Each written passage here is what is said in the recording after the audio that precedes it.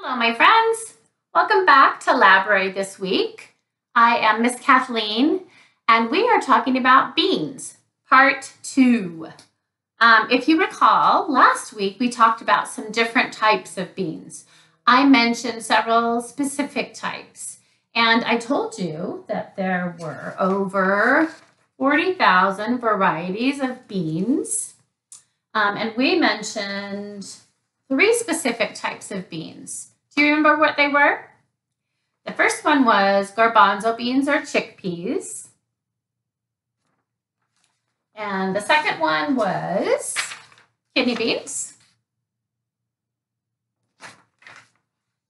The third one that I mentioned was white beans.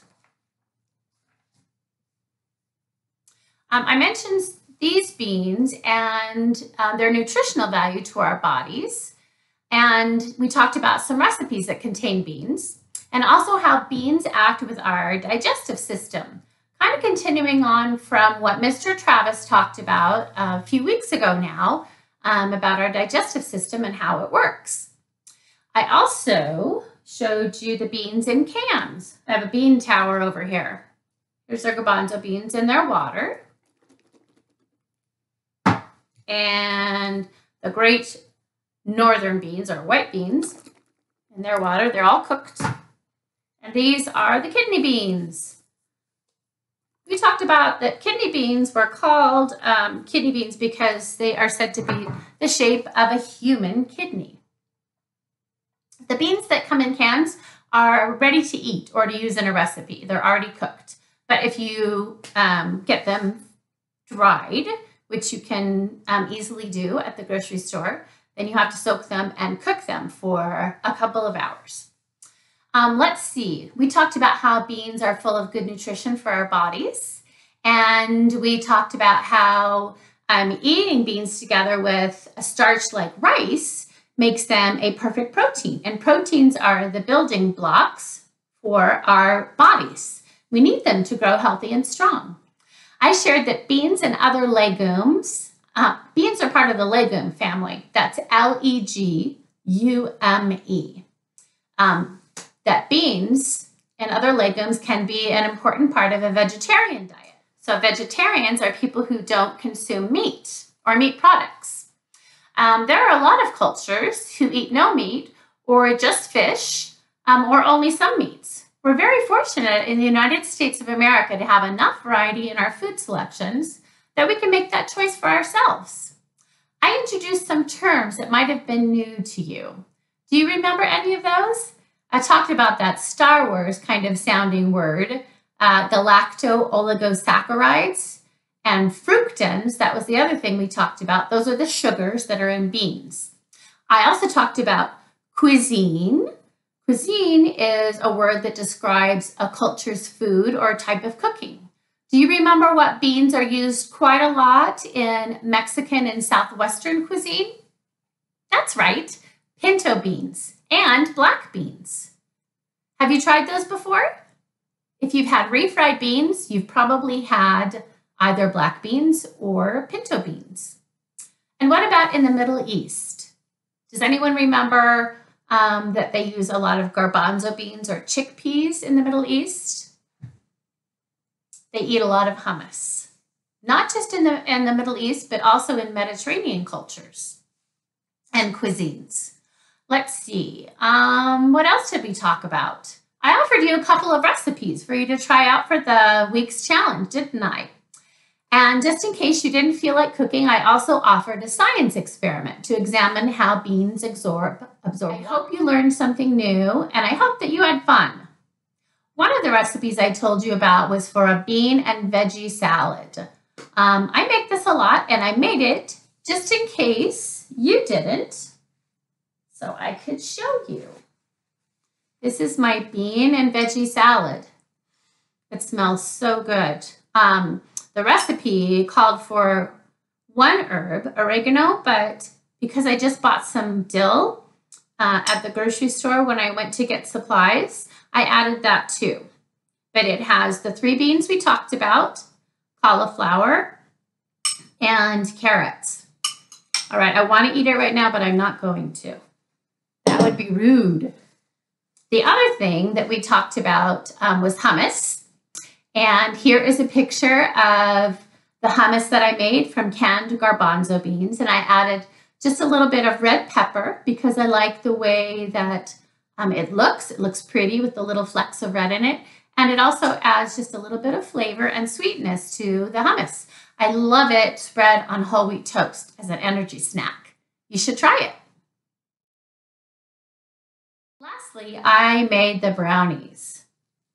Here are the delicious brownies. I have eaten maybe more than my fair share. I am not sure. Chocolate chips on top. So good. I didn't have enough cocoa for the recipe. It called for 6 tablespoons, which seemed like a lot to me. Very, very chocolatey. And so I substituted a few more chocolate chips inside the recipe. And I used 3.5 tablespoons because that's what I had. And they turned out great. But I also made a mistake last week. Let me tell you about that. I told you that the recipe called for black beans, but it really called for kidney beans. There are lots of recipes on the internet and in cookbooks that use black beans for brownies. But this one called for kidney beans, which I had plenty of in the pantry, so I used them. When they were cooking, they made my kitchen smell amazing, just like cooking regular brownies does. I like the texture. They're kind of fudgy, but I can slightly taste the kidney beans, which I'm not so sure that I love, but like I said, I already ate plenty of them. One cuisine I didn't mention that uses a lot of beans is Japanese cuisine. Now they have a bean paste that's very commonly found in grocery stores there, and it's used in savory and sweet dishes. Savory just means any dish that is not like a dessert or sweet. So it has usually more of a salty or an herby flavor or even a spicy flavor. Anyhow, this bean paste is made from a bean called the azuki bean. I don't know if we can find it here in the United States. We probably can at like a specialty store, but I couldn't find it in the grocery store. Let's see, maybe you could look that up. It's spelled A-Z-U-K-I, azuki. So we talked again about the sugars that are found in beans and the way that they mix with our digestive system. And those sugars react with our body's digestive process in our bellies. And it can result in some extra gas. And they can make burps or toots. Here is that rhyme that I mentioned last week that calls beans the magical or sometimes musical fruit. I'm not going to sing it, but I'll tell you the rhyme. Beans, beans, the magical fruit. The more you eat, the more you toot. The more you toot, the better you feel. So let's have beans at every meal. All right, I know, I'm the one who taught you that rhyme, or maybe you knew it already. Let's say you did. Let's say I didn't teach it to you, okay? It'll be our secret. All right, well, that is all I have for today, but guess what? Mr. Travis is up next with something very cool and interesting to teach you and to talk to you about, and that will be fun and entertaining for you. And I'm sure you will learn some awesome new things, and you'll have a challenge. And then next week, I will have a new challenge for you, okay? Thanks so much for joining me today, and I look forward to seeing you at the library. We opened this week, so I hope that you have a chance to stop by and get your holds. It will be great to see you. Thanks. Bye.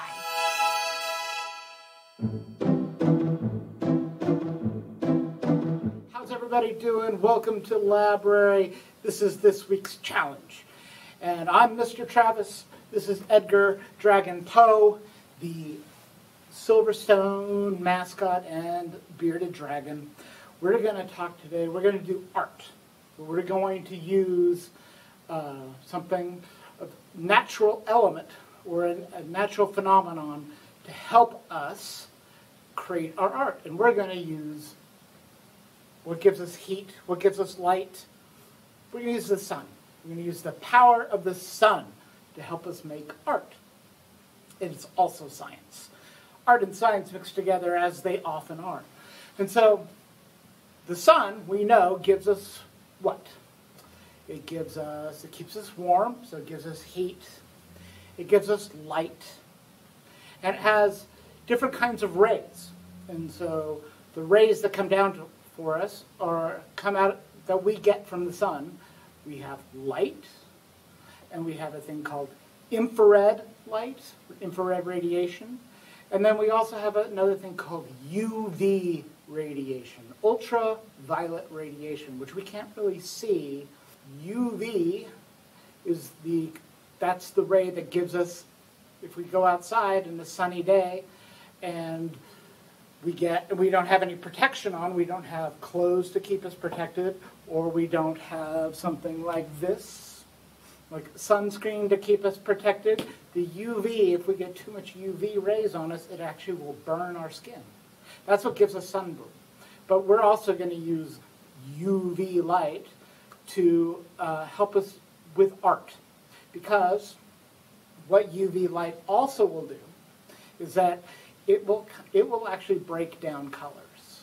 And so I don't know if you've ever left like a toy outside or something outside for a long time, and you've noticed over time it gets lighter and lighter, and it looks older and older because the colors have really faded. What's doing that to your toy, what's doing that to things is the UV light. It breaks down the color. And so we're going to make art prints out of the light coming from the sun, the UV light. Again, we can't see the UV light, but we know that it's there by what we do with our art. So,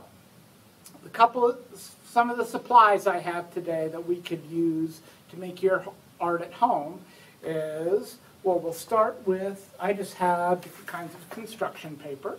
So you can start with a color or colors that you want, just favorite colors. I would recommend sort of a darker color just so you can really see when things start to happen that you can really notice a change. So I'll probably, I don't know, I might use this blue or maybe a green. I'm not sure yet. But then what we're going to do is we're going to make art by taking our paper and we're going to put it out into the sun. But we're going to put things on our paper that as the sun hits, what will happen if there's something on it? And what would happen when there's nothing on it? I don't know.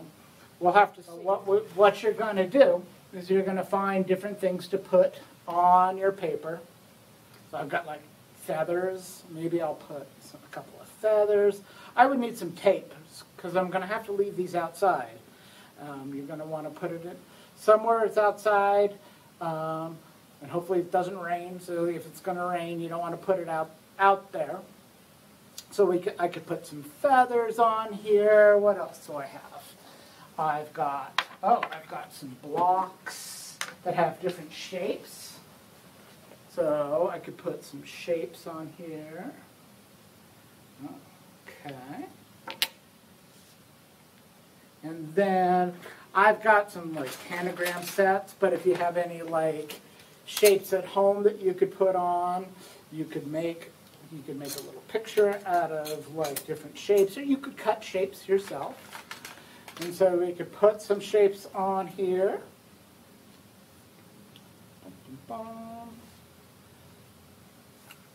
And so I'll take a picture of this so you guys can see what it kind of looks like. So then what I'm going to do is I'm going to set that out in the sun, and I'm going to watch and see what happens. What happens to the paper? What happens to the spots where I put something on it?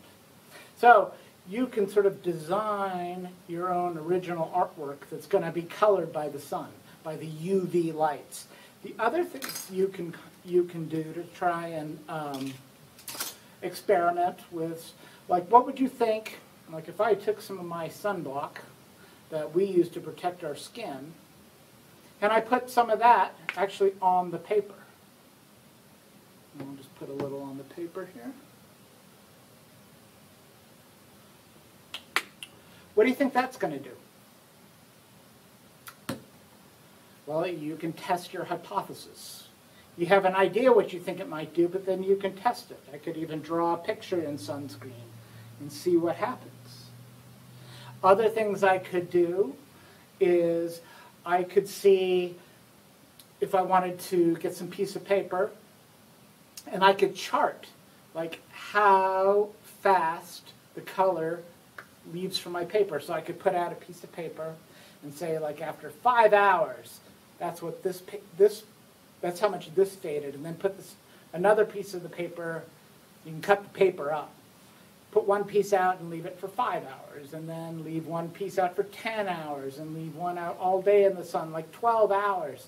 And you can write on it and say, this one was out for 5 hours, and this one was out for 10 hours, and this one was out for 20 hours, and see what the sun does to your paper. And it might take longer than that. It might take a whole week before you really start to see things. But what you're going to do is you're going to make artwork based out of the sun. So again, you'll start with construction paper. We're going to put stuff on our construction paper. We're going to test other things that we can put on the paper, like sunscreen. What happens if you wanted a certain part of your paper to not fade, to keep its color? What could you do to shade it? Or so there's all different kinds of things that you can test. There's all sorts of things that you can add and take off. You can actually cut up different colors of paper and put it on your paper and see how much they fade. Or you could put some green paper on, and right when you put it out, and then add some more green paper after about 5 hours. And so you can test and see if you can do all sorts of different shades of paper. And again, this is all going to be done through the UV light coming from the sun, hitting your paper, and it's going to start breaking down the dye. It's going to actually fade out the color. So that is our challenge for this week. I'm going to make something here. I'm going to set it out in the sun, and we'll see what it looks like next week. And again, if you want to do this challenge, I would love to see these things. I would love if you could share them with me. You can share them at my email at travis@mld.org. You can share them on social media. We'll have it on Facebook. You can share it on Instagram. Just all you have to do is tag Meridian Library, and we'll find it and we'll share it. And okay, and that's going to be the challenge for this week. We're going to make art out of the sun. All right. So next week I'll be back, and I'll show you what my design looked like and other things that I found out making our sun prints. All right. Have fun. Have a good week, guys. We'll see you next week. Thanks.